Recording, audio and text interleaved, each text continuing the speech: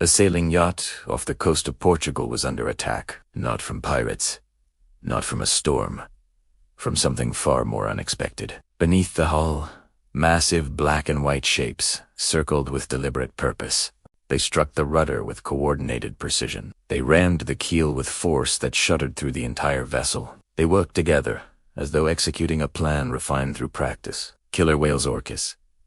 The ocean's apex predators had declared war on boats. For centuries, humanity regarded Orcas with a mixture of fear and fascination. We named them killer whales for their predatory prowess, yet marveled at their intelligence and family bonds. We captured them for entertainment and studied them for science. We believed we understood them. We were wrong. Beginning in 2020, something changed in the waters off the Iberian Peninsula. Orcas that had coexisted with maritime traffic for generations suddenly began targeting vessels with behavior that defied explanation. Attacks multiplied. Boats sank. Sailors found themselves helpless against assailants. They could neither fight nor escape. The phenomenon has since spread beyond its original epicenter. Reports of aggressive orca encounters have emerged from waters across the globe, suggesting that whatever triggered this behavior may not remain contained. Welcome to Wildlife Rescue Stories. Tonight, we investigate one of the most extraordinary behavioral shifts ever documented in marine mammals. We explored the science behind the attacks, the theories that attempt to explain them, and the profound questions they raise about humanity's relationship with the ocean's most intelligent predators. This is the Orca Uprising.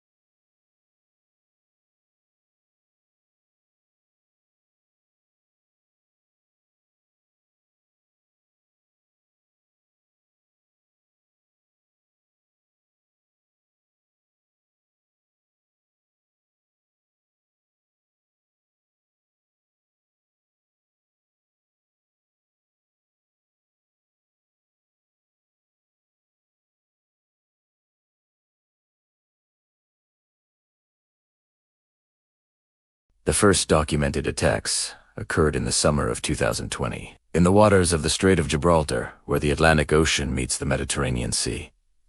Initial reports seemed isolated, perhaps misidentified encounters with curious whales, whose investigation of vessels was misinterpreted as aggression. Then, the pattern emerged. Sailors reported Orcas approaching their boats with clear intent, circling before initiating contact. The attacks focused consistently on steering equipment, particularly rudders and keels. The whales worked in groups, with different individuals taking turns ramming critical components, while others maintained position around the vessel. The precision was remarkable. Orcas were not randomly striking boats. They were systematically disabling them. By the end of 2020, dozens of encounters had been documented. Several boats had been seriously damaged. The sailing community began sharing warnings about specific areas to avoid, times of day when attacks seemed more likely, and descriptions of individual whales involved in repeated incidents. 2021 brought escalation. The attacks increased in frequency and intensity. Boats that had merely been damaged in previous seasons now faced assault severe enough to sink them. At least 3 vessels went down after orca encounters, their crews rescued by nearby ships while the whales continued circling the sinking hulls.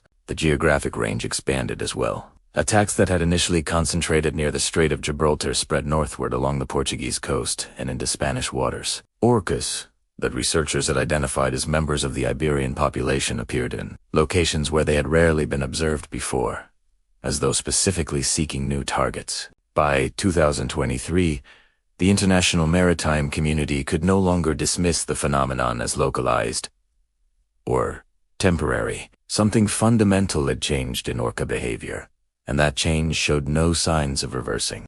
Perhaps the most profound question raised by the orca attacks concerns not what humans should do, but what the behavior reveals about orca minds. These animals have demonstrated capabilities that were not predicted by prior research. They have identified structural vulnerabilities in vessels and exploited them systematically. They have coordinated attacks, involving multiple individuals working toward common objectives. They have taught these techniques to younger whales, ensuring that the behavior persists, even if original practitioners die or move on. They have adapted. When certain boat types proved resistant to rudder attacks, Orcas shifted to targeting keels. When boats attempted escape at speed, Orcas learned to pursue and intercept. When humans deployed deterrents, Orcas learned to ignore them. This adaptability suggests cognitive engagement with problems, experimentation with solutions, and learning from results. It suggests minds that analyze, strategize, and innovate in response to challenges.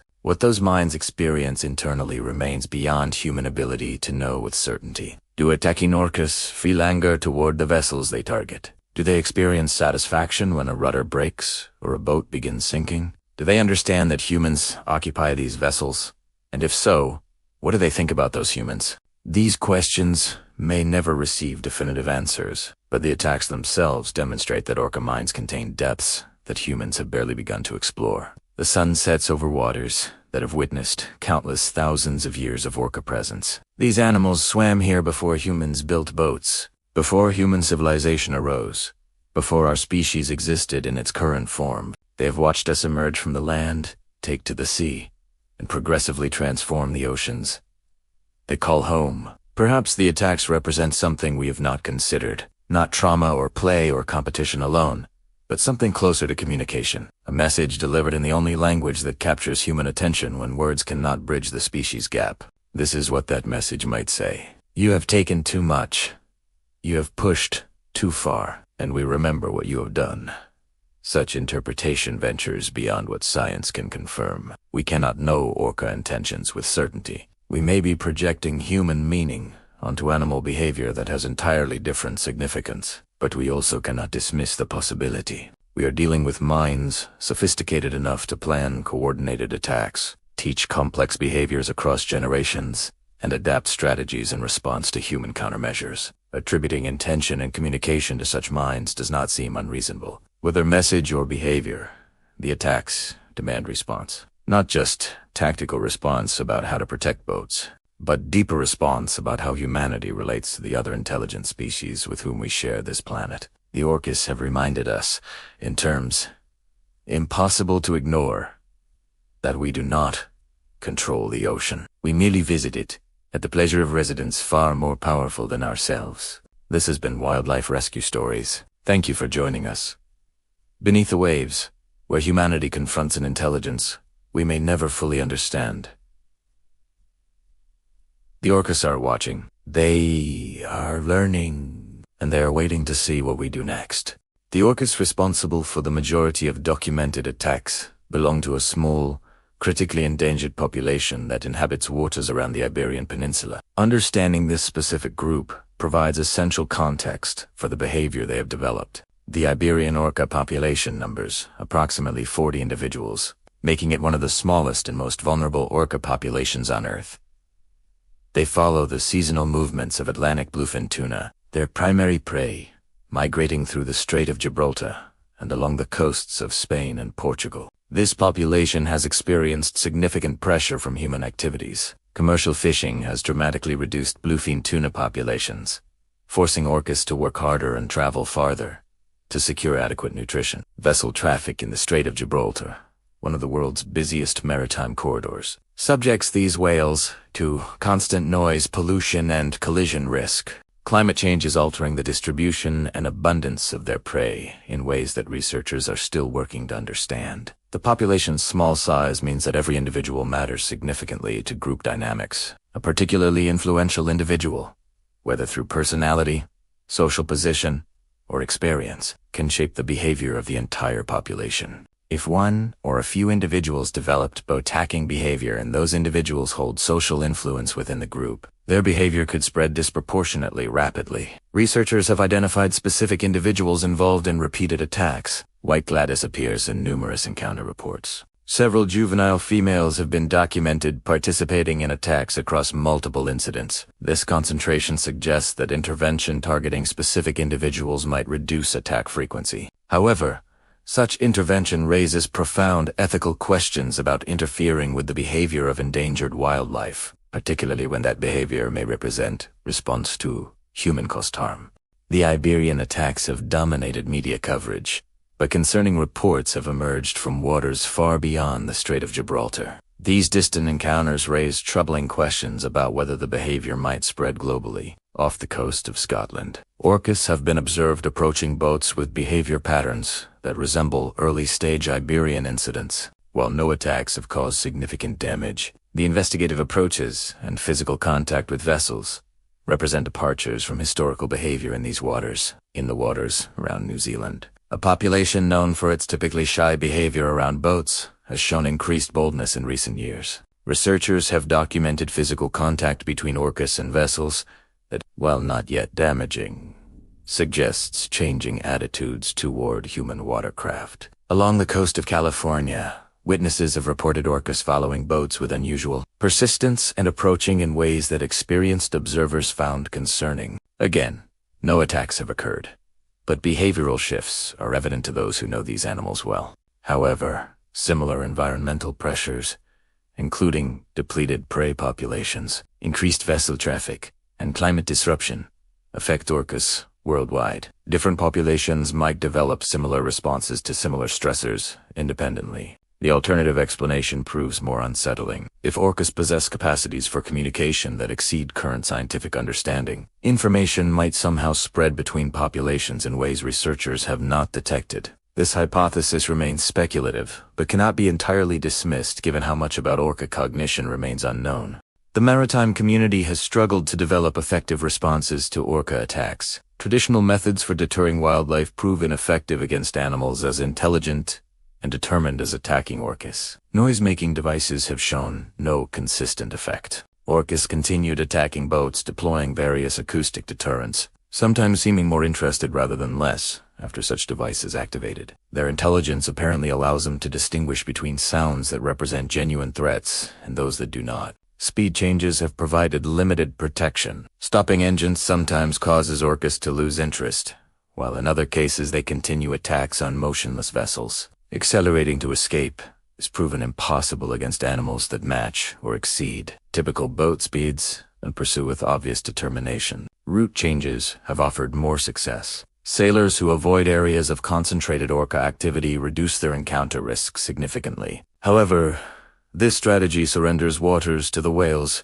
raising questions about long-term implications for maritime access if attacks continue spreading. Spanish and Portuguese authorities have issued guidance recommending specific responses to orca encounters. These include stopping engines, securing all loose equipment, avoiding any action that might be interpreted as aggressive, and calling for assistance immediately. The guidance acknowledges that no response guarantees safety, reflecting the genuine uncertainty about what these animals want and what might satisfy them. Some sailors have proposed more aggressive deterrents, including physical weapons or devices designed to cause pain. Such proposals face strong opposition from conservation advocates who note the endangered status of the Iberian population and the ethical problems with harming animals that may be responding to human-caused injury. The attacks have caused significant property damage, but no human deaths. Lethal response to property damage by endangered wildlife strikes many observers as disproportionate. The situation remains unresolved.